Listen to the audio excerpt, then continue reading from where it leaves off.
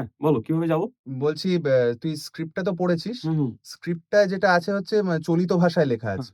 এবার আমরা তো একটা ডায়ালেক্ট ইউজ করছি, তুই একটু সংলাপগুলো পাল্টে নিস। মানে ওই একটু ঐরকম হ্যাঁ, একটু টোন একটু গুলো টোনটা পাল্টে ধরে নিব। নিস। হ্যাঁ, হ্যাঁ। ঠিক আছে, আমি করছি, তুমি কেটো আমার সেরকম ভাবে। হ্যাঁ, হ্যাঁ, হ্যাঁ। যাই।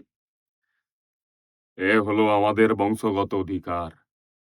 মা শীতলার অনুগ্রহে গ্রামের মানুষের অসুখ-বিসুখ সারাবার দায়িত্ব একমাত্র আমাদেরই।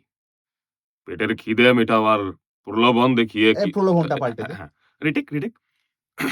পেটের খিদে মিটাবার লোভ দেখি কৃষ্ণপ্রসাদ গাঁয়ের লোককে বশীভূত রিটেক গাঁয়ের লোককে বশ করে নিতে পারে।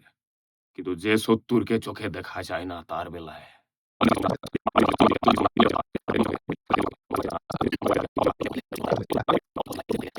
অন্ধকার শেওড়া গাছে যাদের আস্তানা কিংবা ভর সন্ধেবেলা এলো চুলে পুকুর ঘাটে গেলে যাদের অস্তিত্ব অনুভব করা যায়। চেঞ্জটা কর। না করে নিচ্ছি না। যাচ্ছি রিটেক। অন্ধকার শেওড়া গাছে যাদের আস্তানা কিংবা ভর সন্ধেবেলা এলো চুলে পুকুর ঘাটে গেলে যাদের ফিল করা যায় তাদের কোনো দরকার নেই, তাহলে পুরোটা ইংরেজিতে করে দিই, আমি ওরকম পুরুলিয়া বাঁকুড়া এরকম মেদিনীপুরের টোনে করে দিই। পুরোটা পাল্টে পাল্টে কতক্ষণ সময় লাগবে বলতে, পুরোটা এখন করবো একটা ফ্রাইডে ক্লাসিক্স এর জন্য পুরোটা এখন আমি এরকম পাল্টে পাল্টে করবো।